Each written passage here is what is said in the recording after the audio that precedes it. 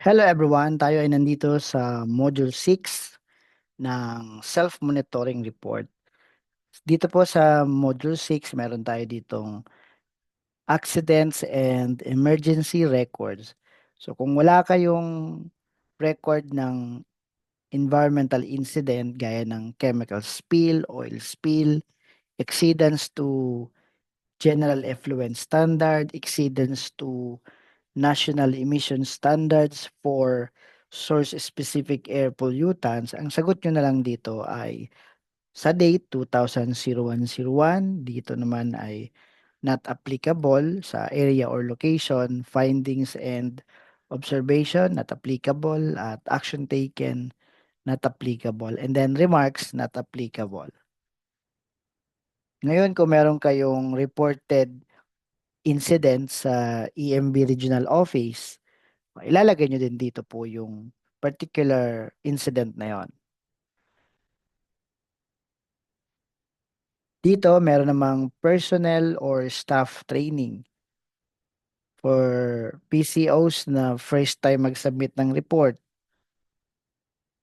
at natapat pa na kakatapos lang umattend ng PCO training. Halimbawa, itong report na ito ay fourth quarter covering October, November, December at umattend ng PCO training ng November.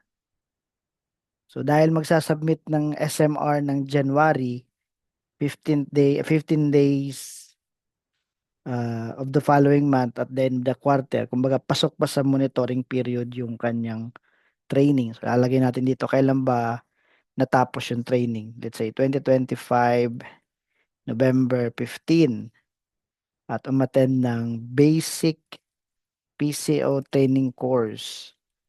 Lalagay mo dito number 1. O isa lang yung na-train. And then, nung 2025, ng December 10, December 6, nagkanda ka ng environmental orientation for employees. At umattend halimbawa ay 50. Okay, pwede natin ilagay po yan dyan. Lalong-lalo sa mga ECC holder, napaka-importante nagkakandak tayo ng information, education, and communication. Okay po, and then dito sa upload other attachment, ipinalalagay sa atin dito yung relevant documents like effluent or emission sampling test result. So kung kayo ay mayroong mga dineclare sa Module 3 na result of effluent testing, sa Module 4 at Module 5, mga result ng emission testing at ambient water sampling and analysis. O, ilalagay mo dito sa Module 6 yung result of laboratory analysis. So, halimbawa, yung sa tubig, lalagay mo ay ROLA water. Yung sa emission, ROLA emission.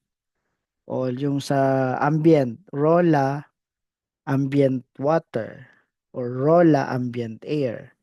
Laging malinaw yung file name. At dito din, kailangan mong i-upload ang Module 6 na ito. So, ang gagawin mo, itong button ng export ng Module 6. Click mo lang itong export para ma-download mo yung Module 6. At kailangan mo kasi yung lagyan ng pirma yung ating Module 6 at kailangan din maipanotaryo.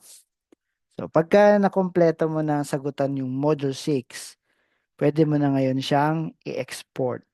At i-upload natin dito, yan nakalagay dito, choose files, yung notarized Module 6. At ang file name naman ay notarized underscore doc. Notarized underscore doc.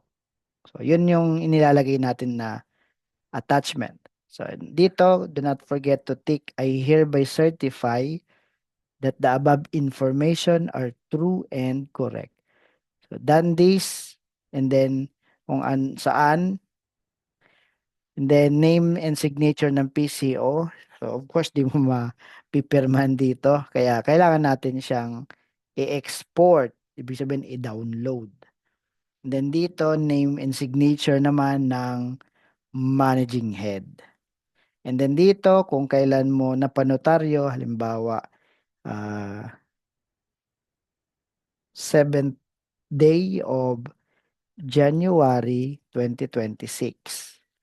Tapos dito, yung name ng PCO, halimbawa si Juan de la Cruz, name ng managing head, halimbawa si Peter Pan. At yung kanyang ID number, halimbawa driving license number E0404. Tapos dito, issued at, halimbawa, LTO Manila. Issued on, halimbawa, April 29, 2025. Then dito naman sa pangalan ng managing head, yung kanyang ID number, halimbawa, driving license E0505 at issued at, let's say, LTO Manila, issued on May 29. O, ganun lang. And then, do not forget to save page para ma-encode yung mga items na yan. Do not forget to save page. Pagka na-save page mo na, yan na yung kompletong information sa loob ng Module 5 magmula sa accidents or emergency records. And then, sa personal staff or training, mga relevant attachments. Ang minimum dito na attachment ay itong notarized underscore doc. Kasi yung iba naman din naman required ng sampling and analysis ng tubig, ng hangin. Kaya ang pinaka minimum na lamang na may attach mo dito, itong module 6 with file name notarized underscore doc. Okay? So, bago mo i-submit yung SMR, make sure na ma-upload dito yung notarized module 6.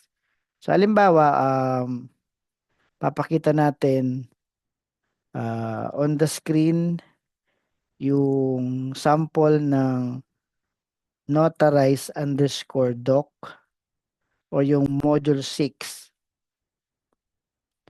So, dito sa module 6, ilalagay natin dito kung meron tayong mga accidents or emergency record. Actually, yung na-export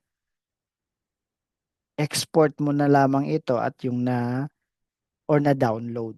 Yan muna module 6. So, kailangan mo lang i-indicate dito yung pangalan, halimbawa Juan de la Cruz, at saka yung managing head. Halimbawa si Peter Pan. Kailangan lang itong i-print at ipanotaryo at itong module 6 na ito na notaryado ang i-upload mo sa module 6. So halimbawa na print na notaryo na, yan, i-upload natin dito sa module 6, yung notarized module 6. I-upload mo dito. Choose file from your computer, then upload. Importante kasi yun. And then once na in-upload mo, do not forget to click save page again. Kasi baka diniretso mo ng submit, hindi pa yun na-attach yung module 6. Kaya save page mo pa din. And then that's the time na pwede mo na ngayon yung module 6 mo, pwede mo na ngayong i-submit. So just click this button, submit. Okay? So I hope you have learned something about the preparation of Module 6. Madali lang naman pala. So if you think this is helpful for you, nakatulong talaga yung video na ito, please like and share this video. And if you have comments, questions, just type it below. Thank you very much, everyone, and God bless us all.